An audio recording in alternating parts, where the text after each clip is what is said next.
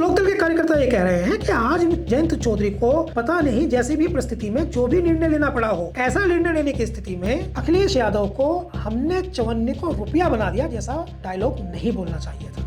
हम लोगों ने चवन्नी का रुपया बना दिया, तब भी हमें छोड़ के चले गए। तो जयंत चौधरी का कैरियर की दिशा तो तय है, हालांकि जयंत चौधरी कोशिश करते हैं, अपनी तरफ से पूरी कोशिश करते हैं कि उनके जो दादा और उनके जो पिता की राजनीति रही है, सांप्रदायिकता से प्रभावित राजनीति नहीं है। उनकी राजनीति जो है वो धर्मनिरपेक्षता से प्रभावित है। उनकी राजनीति का आधार है कमेरा वर्ग की राजनीति। इसके बाद आरएलडी के कार्यकर्ताओं ने अब पहली बार उस राजनीतिक पार्टी का नाम आया है, तस्वीर साफ हो गई। तो इसके बाद आरएलडी के कार्यकर्ताओं ने जो पिछले कुछ समय से सुप्तावस्था में थे और शांत थे, अचानक से उनके अंदर की एनर्जी वो फट पड़ी और उन्होंने समाजवादी पार्टी के मुखिया अखिलेश यादव को टारगेटेड अटैक उन पर करना शुरू कर दिया। ये कहना शुरू किया कि आपने ना केवल जयंत चौधरी का, अब भी आप तो खुलकर ही समझ गए, आपने ना केवल जयंत चौधरी का बल्कि चौधरी अजय सिंह का, बल्कि आपने चौधरी चरण सिंह जी का, सबका अपमान कर दिया है। आपने किसानों का अपमान कर दिया है। टेक्निकली हम देखें तो मोहित बेनीवाल जो है उनको बहुत ज़्यादा प्रमोट भाजपा नहीं कर रही है। तो टेक्निकली हम देखें तो भाजपा और लोकदल दोनों में अगर कोई जाट नेता हमको दिखाई देता है पश्चिम उत्तर प्रदेश में, सबसे बड़ा जाट नेता तो कौन है? तो जयंत चौधरी है। राजनीति में पता नहीं क्या क्या चीज़ें वायरल हो जाती हैं। आजकल जो चर्चा हो रही है उत्तर प्रदेश की सियासत में वो है चवन्नी की। चवन्नी समझते हैं आप? 90s के दशक में अगर आप पैदा होते तो आपको पता चलता चवन्नी कितनी कीमती चीज़ है। पेरेंट जो हैं जब चवन्नी बच्चे के हाथ में रख देते थे तो वो बेइंतहा खुश हो जाता था। 1 रुपया का चौथा हिस्सा यानी 25 पैसे चवन्नी कहलाते हैं। लेकिन उत्तर प्रदेश सियासत में चवन्नी जो है एक बड़ा ट्रेडमार्क बन गया है। उत्तर प्रदेश की सियासत में एक ऐसे नेता जो सेंटर में कई बार मंत्री रहे, वो उनके पिता भारत में प्रधानमंत्री रहे और उनके पोते जो इस समय केंद्र सरकार में मंत्री हैं, चवन्नी उन्होंने 2022 के विधानसभा चुनाव में मंच से बोल दिया था। उन्होंने कहा था कि मैं कोई चवन्नी नहीं जो पलट जाऊं, और उसके कुछ दिन बाद ही वो एक दूसरी राजनीतिक पार्टी में जाकर के शामिल हो गए थे। वो तब उन्होंने ये कहा था कि मैं कोई चवन्नी नहीं कि मैं पलट जाऊं, जब उनकी दूसरी राजनीतिक पार्टी में शामिल होने की चर्चा हो रही थी। अब उत्तर प्रदेश के बड़े नेता जिनके पास 37 सांसद हैं, जो उत्तर प्रदेश की सबसे बड़ी विपक्षी पार्टी के नेता हैं, अखिलेश यादव से एक पत्रकार ने एक सवाल पूछ लिया गठबंधन को लेकर के, और उसका जो उन्होंने जवाब दिया उसके बाद राजनीतिक बवाल होना तय था, हो गया उत्तर प्रदेश में। उन्होंने जवाब दिया कि कैसे कैसे लोग, पता नहीं कैसे कैसे लोग हमारे पास गठबंधन के लिए आ गए थे, हमने उन्हें चवन्नी से रुपया बना दिया और फिर भी वो छोड़ के चले गए। अभी तक अपनी बातचीत में हमने बस एक नेता का नाम लिया है, अखिलेश यादव, जिन्होंने ये कहा। लेकिन ये किसके बारे में बात हो रही है ये आपको बताने की आवश्यकता है नहीं, आप समझ गए होंगे कि क्या बातचीत हो रही है। इसके बाद आरएलडी के कार्यकर्ताओं ने अब पहली बार उस राजनीतिक पार्टी का नाम आया है, तो तस्वीर साफ हो गई होगी। तो इसके बाद आरएलडी के कार्यकर्ताओं ने जो पिछले कुछ समय से सुप्तावस्था में थे और शांत थे, अचानक से उनके अंदर की एनर्जी वो फट पड़ी और उन्होंने समाजवादी पार्टी के मुखिया अखिलेश यादव को टारगेटेड अटैक उन पर करना शुरू कर दिया। ये कहना शुरू किया कि आपने ना केवल जयंत चौधरी का, अब भी आप तो खुलकर ही समझ गए होंगे, आपने ना केवल जयंत चौधरी का बल्कि चौधरी अजय सिंह का, बल्कि आपने चौधरी चरण सिंह जी का, सबका अपमान कर दिया है। आपने किसानों का अपमान कर दिया है। इसलिए जो है हम आपको सबक सिखाएंगे। स्टोरी क्या है आपको बतानी पड़ेगी और आपको सुननी पड़ेगी। देखिए, अब हम आपको स्टोरी सुनाते हैं। कनेक्ट करेंगे आपको यहाँ से। 2013 में मुजफ्फरनगर में एक ऐसा दंगा हुआ जिसने सदियों से साथ चले आ रहे, राजनीतिक तौर पर एकजुट होकर सियासत कर रहे जाट और मुसलमानों का ताना बाना तोड़ दिया। और जाट और मुसलमानों का ताना बाना इतना तोड़ दिया कि राष्ट्रीय लोकदल जो 2012 के चुनाव में 9 विधानसभा सीट पर थी, वो 2017 के विधानसभा चुनाव आते आते 1 विधानसभा सीट पे आ गई, और उसका भी वो एक विधायक उनकी पार्टी छोड़ करके दूसरी राजनीतिक पार्टी में चला गया। ऐसी परिस्थिति में जब चौधरी अजीत सिंह ने सारे जाट पंचायतों के खाप चौधरियों के सामने कहा कि आपने क्या कर दिया, आपने अपनी चौधराहट गंवा दी। उसके बाद जब लोकदल अपने जीवन के, अपने राजनीतिक जीवन के सबसे बड़े संकट से गुजर रही थी, तब चौधरी जयंत और चौधरी उनके पिता चौधरी अजीत सिंह ने एक बड़ा काम किया। वो बड़ा काम किया, उनको पता था कि उनकी राजनीति, चौधरी चरण सिंह की राजनीति, चौधरी अजीत सिंह की राजनीति, वो जाट मुस्लिम एकता की राजनीति थी। तो उन्होंने ये किया कि चौधरी अजीत सिंह ने दंगा प्रभावित मुजफ्फरनगर और शामली के उन तमाम गांवों में रात में ठहरना शुरू किया, विभिन्न गैर चौपालों पर जाना शुरू किया और मुकदमों को ख़त्म कराना शुरू किया और जाटों और मुसलमानों के दंगे के बीच जो खाई मुजफ्फरनगर में बन गई थी उसको पाटने का काम शुरू किया। ये चौधरी अजीत सिंह ने, दिवंगत चौधरी अजीत सिंह ने दुनिया में छोड़कर जाने से पहले एक बड़ा काम किया और इस बड़े काम में उन्होंने, उनके बेटे चौधरी जयंत ने एक बड़ा राजनीतिक निर्णय लिया और वो राजनीतिक निर्णय था बाई इलेक्शन में, कैराना में बाई इलेक्शन में तबस्सुम हसन को चुनाव लड़वाना। तब लोकदल एक ऐसा राजनीतिक दल जो पश्चिम उत्तर प्रदेश में प्रभावित तो है, मगर उनके संस्थापक नेता देश के प्रधानमंत्री रहे हैं, उनके संस्थापक नेता के पुत्र कई बार केंद्रीय मंत्री रहे हैं और उनके बेटे अब केंद्रीय मंत्री हैं। लोकदल, जिसे किसानों की पार्टी कहा जाता है, लेकिन टेक्निकली नहीं, मगर गांव देहात में, चौबारों पे, गलियों में जाटों की पार्टी जिसे कहा जाता है, वो लोकदल, उसने बेइंतहा अपने डूबते हुए सूरज को, अपनी राजनीतिक पार्टी के समाप्त होते हुए वर्चस्व को बचाने के लिए एक बार फिर मुसलमानों के नज़दीक जाने का निर्णय लिया। और इसी कड़ी में जो सबसे महत्वपूर्ण काम इन्होंने किया वो था तबस्सुम हसन को कैराना लोकसभा से बाई इलेक्शन लड़वाना। और ना केवल वो चुनाव लड़ा गया रमज़ान के महीने में, बल्कि आपको ऐतिहासिक तौर पर मैं वो बता रहा हूँ जो आप सोच भी नहीं सकते कि ऐसा भी होता है क्या सियासत में, कि 2013 में 4 साल पहले दो समुदाय एक दूसरे की जान के प्यासे हो गए हों और सबसे भीषण दंगा, जिस दंगे ने उत्तर प्रदेश की नहीं देश की सियासत को बदल दिया हो, वहाँ जब बाई इलेक्शन हो रहा था रमज़ान के दिन, रमज़ान के महीने में, तो जाटों की औरतों ने जो लाइन में वोट डालने के लिए खड़ी थी वो लाइन से हट गई और मुसलमान औरतों को आगे आने का अवसर दिया कि बहनों तुम्हारा रोज़ा है, पहले तुम वोट डाल लो। इतना काम किया जयंत चौधरी ने, इतना काम किया जयंत चौधरी ने। और तब लोकदल के पास जब विधानसभा में उनका एक विधायक छोड़कर चला गया था और लोकसभा में उनका कोई प्रतिनिधित्व नहीं था, तब ऐसी स्थिति में उत्तर प्रदेश की तरफ से भारत में लोकसभा में कोई मुसलमान सांसद नहीं था। तब लोकदल ने तबस्सुम हसन, इकरा हसन की वालिदा मोहतरमा, उनकी मां को चुनाव जितवा करके लोकसभा में भेजा। और सारी राजनीतिक पार्टी अपोजिशन की जो थी, समाजवादी पार्टी, कांग्रेस, बसपा ने, सब ने तबस्सुम हसन को समर्थन दिया। तब तबस्सुम हसन लोकसभा में सांसद बन के पहुंची बाई इलेक्शन में कैराना से। अब चूंकि लोकदल जो है वो समाजवादी पार्टी के नज़दीक आ चुकी थी, 2022 में दोनों ने मिलकर चुनाव लड़ा। 33 सीटें वो समाजवादी पार्टी ने लोकदल को दी। हालांकि उन्होंने एक फॉर्मूला लगाया।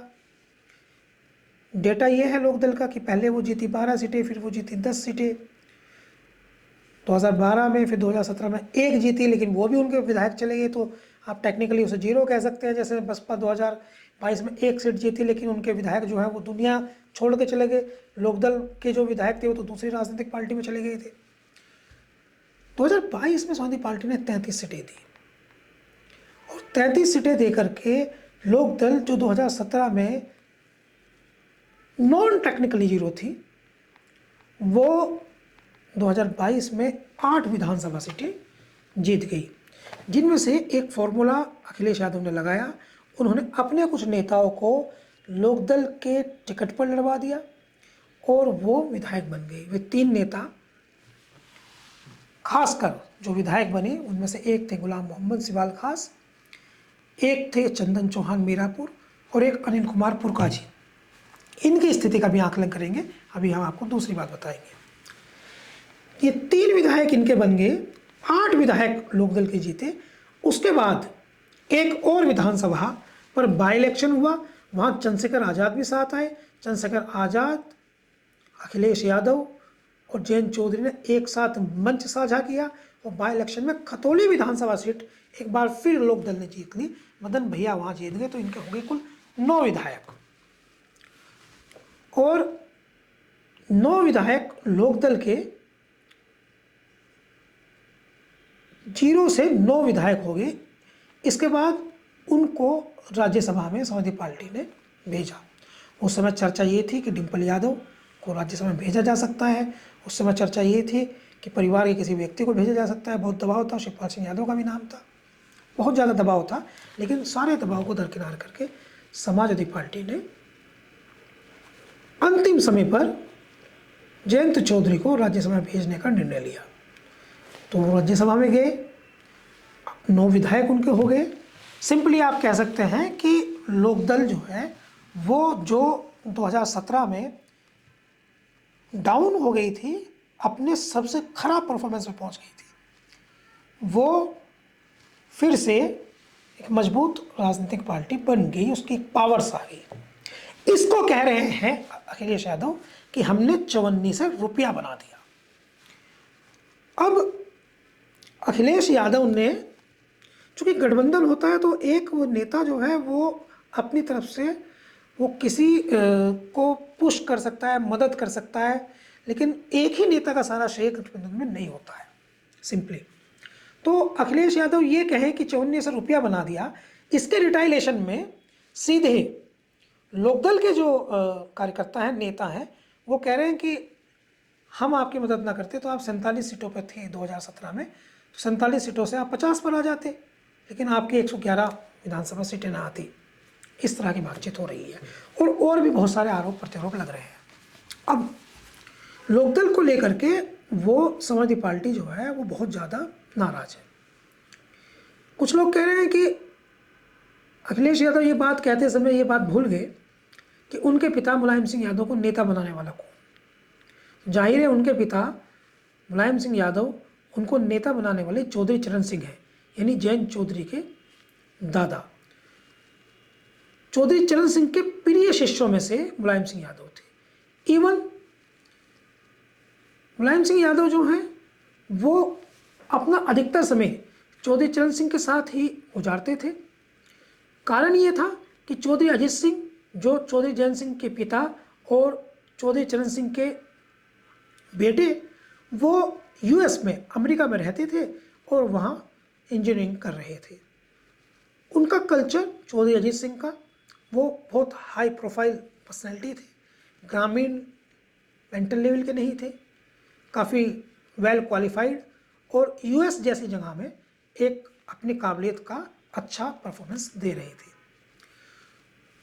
चौधरी चरण सिंह को अपनी राजनीतिक विरासत चलानी थी और राजनीतिक विरासत के दृष्टिकोण से उन्हें लगता था कि मुलायम सिंह यादव मेरा सबसे काबिल शिष्य है, इसलिए वो मुलायम सिंह यादव को लगातार आगे बढ़ाते थे। मुलायम सिंह यादव मतलब उत्तर प्रदेश में समाजवादी पार्टी के संस्थापक और पूर्व मुख्यमंत्री अखिलेश यादव के पिता।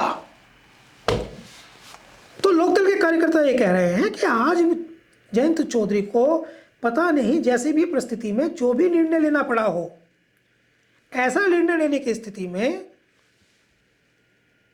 अखिलेश यादव को हमने चवन्नी को रुपया बना दिया जैसा डायलॉग नहीं बोलना चाहिए था। अब समाजवादी पार्टी के कार्यकर्ता क्या कह रहे हैं, उनका कहना है समाजवादी पार्टी के समर्थकों का कि उन्होंने तो उन जयंत चौधरी का नाम अखिलेश यादव ने एक बार भी नहीं लिया। पूरी लोकदल की पूरी टीम, उनके सांसद, उनके विधायक, उनके प्रवक्ता सब अचानक अकाएक इतने आक्रामक क्यों हो गए? क्या अखिलेश यादव ने अपनी बातचीत में कहा कि हमने जयंत चौधरी को 54 रुपया बना दिया? उन्होंने कहा पता नहीं कैसे कैसे लोग हमारे साथ आ गए थे और जिनको हमने 54 रुपया बना दिया वो भी छोड़ के चले गए। तो नाम तो अखिलेश यादव ने नहीं लिया, लेकिन समझ गए कि किसे कहा और गहरी चोट लगी। लोकदल के तमाम नेता इसकी प्रतिक्रिया देने लगे। अब देखिए आप, पहले तो इनके साथ आने से क्या हुआ। उत्तर प्रदेश में खासकर शामली जनपद में एक विधानसभा सीट है, उसका नाम है थाना भवन। योगी आदित्यनाथ के नज़दीकियों में शुमार और पिछली सरकार में कैबिनेट के मंत्री, और इस पूरी शुगर बाउल बेल्ट में, जिसको गन्ने की खेती जहाँ सबसे ज़्यादा होती है, में गन्ना मंत्री सुरेश राणा थाना भवन से चुनाव हार गए। थाना भवन से सुरेश राणा कैसे चुनाव हार गए? और किसने हराया? सुरेश राणा को चुनाव हराया अशरफ अली खान ने। हैरत अंगेज। यानी ऐसे राजनीति वाले दौर में जब चुनाव जो है वो ध्रुवीकरण पे होता हो और सुरेश राणा चुनाव हार जाए, और किससे हार जाए? अशरफ अली खान से। कौन अशरफ अली खान? गयूर अली खान।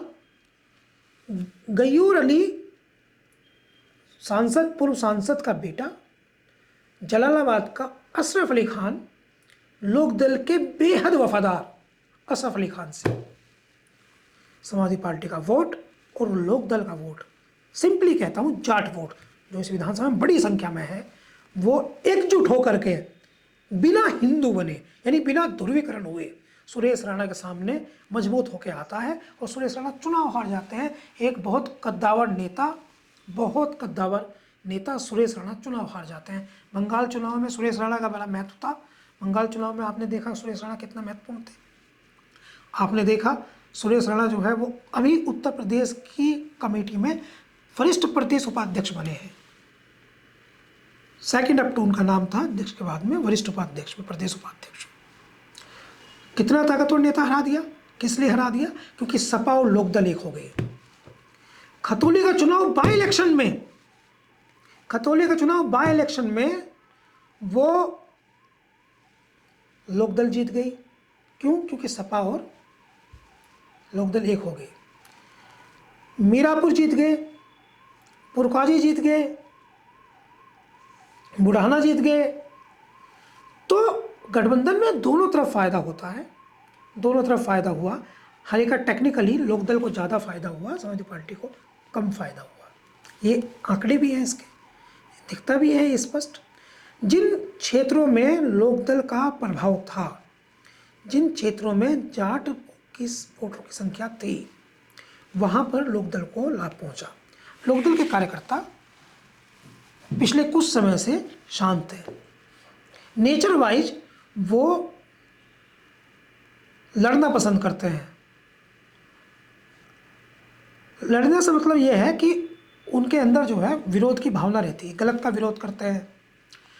जब से जयंत चौधरी एनडीए में शामिल हुए हैं और सेंट्रल गवर्नमेंट में मंत्री बने हैं, तब से लोकदल के कार्यकर्ताओं को विरोध करने का, सड़क पे आने का अवसर नहीं मिल रहा है। अंदर से उनको कुलबुलाहट होती है। लोकदल का कार्यकर्ता सबसे मजबूत कार्यकर्ताओं में से एक माना जाता है। जिला पंचायत के चुनाव में बागपत ही एक ऐसी जगह थी जहां लोकदल के 50,000 कार्यकर्ता सड़क पर उतर आए थे और जिला पंचायत अध्यक्ष अपना बना ले गए थे। नहीं तो पूरे उत्तर प्रदेश में सरकार ने अपने तंत्र का प्रयोग करके वो जिला पंचायत के चुनाव में क्या क्या नहीं किया था। एक व्यक्ति, एक नेता जो समाजवादी पार्टी में बड़े ओहदे पर है, उनके हाथ से पर्चा छीन कर ले गए थे व्यक्ति का। ऐसी स्थिति में लोकदल का कार्यकर्ता वो भिड़ू माना जाता है, वो लड़ू माना जाता है, वो अड़ने वाला माना जाता है, वो सशक्त माना जाता है। लेकिन एनडीए में जाने के बाद से वो सड़क पर उतर नहीं रहा है। वो खेत में काम कर रहा है या शांत है, ना उसे धरने देने का अवसर मिल रहा है, ना उसे कुछ कहने का अवसर मिल रहा है, ना वो कुछ अपने आप, बड़ा उसमें असंतोष है। लेकिन चूंकि गठबंधन धर्म है तो वो एनडीए के विरुद्ध कुछ बोल नहीं पा रहा है। लेकिन अखिलेश यादव ने कल उन्हें ये अवसर दिया कि वो बोल रहे हैं। अब कमाल देखिए आप, अखिलेश यादव ने अपने कुछ ऐसे नेताओं को जिनको लेकर के उन्हें ऐसा लगता था कि ये मेरे ट्रस्टेबल हैं, वो लोकदल में भेजे थे। चुनाव यानी सिंबल लोकदल का, नेता समाजवादी पार्टी के, ये उन्होंने राजभर की पार्टी के साथ भी किया था और ये उन्होंने लोकदल में भी किया था। तो उनके 3 नेता, एक तो गुलाम मोहम्मद सिवाल खास से, जिनके टिकट को लेकर के काफ़ी बवाल हुआ था, एक चंदन चौहान जो अब बिजनौर के सांसद हैं, उनके पास दोनों सिंबल से चुनाव लड़ने का मौका था। वो आरएलडी का भी सिंबल था, उनके पास सपा का भी सिंबल था।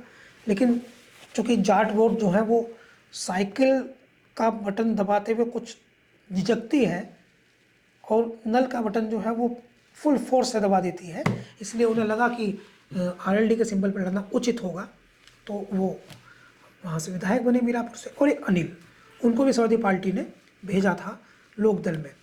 तो अब अखिलेश यादव के खिलाफ बयान आ रहे हैं कि ये कैसी भाषा आप बोल रहे हैं, अब हम बदला लेंगे, हम ये कर देंगे, वो कर देंगे। क्या आप भूल गए आपके पिता को नेता बनाने वाले कौन थे? चौधरी चरण सिंह। वे कौन है? वे चौधरी जयंत के दादा हैं। तो क्या आप भूल गए? आपको इस तरह की बात नहीं कहनी चाहिए थी। राजनीति में शुचिता होनी चाहिए, बात व्यवहारिक होनी चाहिए, शब्दों की मान मर्यादा होनी चाहिए, और आपने उनको सार्वजनिक तौर पर चवन्नी से रुपया बना दिया। ये शब्द आपको नहीं कहना चाहिए थे। ये अपमानजनक शब्द है। ये अपमान हुआ है जयंत चौधरी का, ये अपमान हुआ है उनके पिता का, ये अपमान हुआ है चौधरी चरण सिंह का, ये अपमान हुआ है किसानों का। तो लोकदल के तमाम नेताओं ने इस पर प्रतिक्रिया दी है। ऐसा है कि जैसे पूरी पार्टी को कहा गया हो कि इस पर हार्ड डायरेक्शन दो। अनिल कुमार ने ज़बरदस्त प्रतिक्रिया दी है। अनिल कुमार ने ये कहा कि राजनीति में शब्दों की मान मर्यादा रखना चाहिए, अखिलेश यादव जी को ये नहीं कहना चाहिए था। और फिर बातों बातों में कहा कि वो अहंकारी हैं। तो एक प्रकार से उन्होंने अखिलेश यादव को अहंकारी कह दिया। तो जो पत्रकार हैं, जो राजनीतिक विश्लेषक हैं, वो बड़े आश्चर्यचकित हैं। वो देख रहे हैं कि जिन नेताओं को अखिलेश यादव ने अपने नेताओं को लोकदल के चिन्ह पर चुनाव लड़वाया था, वो राजनीति में होता है। जयंत चौधरी को लगा कि वो एनडीए उनके लिए ज़्यादा मुफीद है भी। टेक्निकली अगर हम बातचीत करें तो विचारों की वैचारिकता की राजनीति देश में हो कहाँ रही है। जैसे जयंत चौधरी जो हैं वो एनडीए में पहुंचे, वहाँ मिनिस्टर बने। मिनिस्टर बनने के बाद आप पश्चिम उत्तर प्रदेश में देखिए या आप देश में ही देख लीजिए, जाट नेताओं में कौन है? अब सिंगल पॉइंट जो है वो जयंत चौधरी दिखाई देते हैं। संजीव बालियान मुजफ्फरनगर की राजनीति से लगभग उनका ख़त्म हो चुका है, वो असर तो उनका है नहीं पुराने वाला। सतपाल मलिक जा चुके हैं, धनखड़ साहब रिजाइन कर चुके हैं, एक राजेश चौधरी मांड के हैं, वो अकेले एक नेता बचे हैं। नहीं तो आप बताइए, अगर टेक्निकली हम देखें तो मोहित बेनीवाल जो हैं उनको बहुत ज़्यादा प्रमोट भाजपा नहीं कर रही है। तो टेक्निकली हम देखें तो भाजपा और लोकदल दोनों में अगर कोई जाट नेता हमको दिखाई देता है पश्चिम उत्तर प्रदेश में, सबसे बड़ा जाट नेता तो कौन है? तो जयंत चौधरी है। तो उनका काम तो हो रहा है। और अभी कुछ दिनों पहले जब धर्मेंद्र प्रधान ने रिजाइन किया तो इस तरह की चर्चा भी थी कि जयंत चौधरी को एजुकेशन मिनिस्टर बनाया जा सकता है। और एजुकेशन मिनिस्टर बना, फिर उससे पहले एक और चर्चा थी लेकिन कि ये अपनी पार्टी का, भारतीय जनता पार्टी में विलय भी कर सकते हैं, तो ये भी चर्चा थी। तो जयंत चौधरी का कैरियर की दिशा तो तय है। हालांकि जयंत चौधरी कोशिश करते हैं, अपनी तरफ से पूरी कोशिश करते हैं कि उनके जो दादा और उनके जो पिता की राजनीति रही है, सांप्रदायिकता से प्रभावित राजनीति नहीं है। उनकी राजनीति जो है वो धर्मनिरपेक्षता से प्रभावित है। उनकी राजनीति का आधार है कमेरा वर्ग की राजनीति, किसान मजदूर कामदार वर्ग की राजनीति, वो उसी पर फोकस रखना चाहते हैं। लेकिन चूंकि वो भारतीय जनता पार्टी के साथ हैं, इसलिए मुस्लिम वोट और भाजपा विरोधी वोट उनके नज़दीक जाने से कतरा रहा है। ऐसी परिस्थिति में अखिलेश यादव का यह बयान आया। ये तब अखिलेश यादव का बयान आया जब 3 दिन पहले अखिलेश यादव ने खुद अपने मंच से ये कहा कि मैं अपने सारे नेताओं को ये कह रहा हूँ कि वो कोई भी ऐसी बात ना कहे जिसका कोई रिएक्शन हो जाए। पार्टी एक लाइन तय करेगी, हम एक पोस्टर जारी करेंगे और हम पार्टी लाइन में बताएंगे कि हमें किन मुद्दों पे बात करनी है, जिन मुद्दों के लिए हम बताएंगे किन मुद्दों पे बात करनी, उसी पे बात करनी है। तो ये अखिलेश यादव ने कौन से मुद्दे पे बात की? सो रहे रालोद कार्यकर्ताओं को चार्ज कर दिया। अब वो कुछ ना कुछ प्रतिक्रिया देंगे। ये बात सही है कि लोकदल जो है वो 3 या 4 जिलों की राजनीति को प्रभावित करती है, मगर 3 या 4 जिलों की वो प्रभावित करते हैं पश्चिम उत्तर प्रदेश में, और 2 जिले हाथरस और मथुरा वहाँ प्रभावित करते हैं। तो 6 जिलों को मान लीजिए प्रभावित करते हैं, मगर फ्लोटिंग वोट लेके आता है जाट। हालांकि इसके 2-3 अलग फायदे भी हो सकते हैं। हो सकता है कि अखिलेश यादव ने रैंडमली ये कह दिया हो, ये बात सोची ना हो, लेकिन इसका फ़ायदा ये हो सकता है कि पश्चिम उत्तर प्रदेश में बहुत सारी ऐसी जाति हैं जो जाट के साथ जाना नहीं चाहती। जाट जहाँ वोट करता है वो उनके अपोजिट में वोट करती हैं। उदाहरण के तौर पर वो दलित है, सैनी है, कश्यप है, पाल है, ये वहाँ वोट करते हैं ज़्यादातर, जिन्हें लगता है कि जाट उनको डोमिनेट करते हैं, तो वो कहीं और जाकर वोट कर सकते हैं। तो अगर ये गेम हो तो, लेकिन वो इस तरह से, तो ये जो शब्द फिर नाम उन्होंने नहीं लिया, मगर लोकदल ने सारा अपने ऊपर ले लिया। कुल मिलाकर के इसका रिएक्शंस जो है अभी हाल फिलहाल बहुत ज़्यादा आ रहा है। बहुत ज़्यादा आपत्तिजनक टिप्पणियाँ रिटायरेशन में अखिलेश यादव पे भी की जा रही हैं। लेकिन पश्चिम उत्तर प्रदेश में इसका क्या फ़र्क पड़ेगा, इस राजनीति का क्या फ़र्क पड़ेगा, ये देखने वाली बात होगी। जाटों के पास, वहाँ समाजवादी पार्टी के पास जाटों के एक नेता हैं जो बड़े नेता हैं, उनका नाम है हरिंदर मलिक, जो मुजफ्फरनगर के सांसद हैं। इत्तफाकिया संयोग ये है कि 2024 में गठबंधन टूटने की एक वजह हरिंदर मलिक भी बताए जाते थे। वो कारण ये है कि कभी चौधरी अजीत सिंह जी को समर्थन की आवश्यकता थी और हरिंदर मलिक जो हैं वो मुलायम सिंह यादव के साथ खड़े हो गए थे। मुलायम सिंह यादव जी जो हैं वो उस समय सीएम बन गए थे और चौधरी अजीत सिंह जी नहीं बन पाए थे। ये भी एक स्टोरी इसके बैकड्रॉप में है। एक और बात है, हरिंदर मलिक के एक बेटे हैं पंकज मलिक, वो 3 बार के विधायक हैं। उन्होंने 3 विधानसभा बदली और तीनों जगह विधायक बने। तो पंकज मलिक को समाजवादी पार्टी अपने राजनीतिक दल में जाट नेता के तौर पर आगे बढ़ा रही है, सबसे बड़ा जाट चेहरा बनाना चाहती है। तो ये भी स्थिति है, एक वैकेंट है, और उस गेम को हो सकता है कि अखिलेश यादव जैसा बड़ा नेता वो कोई बात बिना सोचे समझे तो कहता नहीं है, लेकिन इतनी अधिक चर्चा में इस बात का आ जाना और पश्चिमी उत्तर प्रदेश की राजनीति में उबाल का आ जाना, ये मामूली बात नहीं है।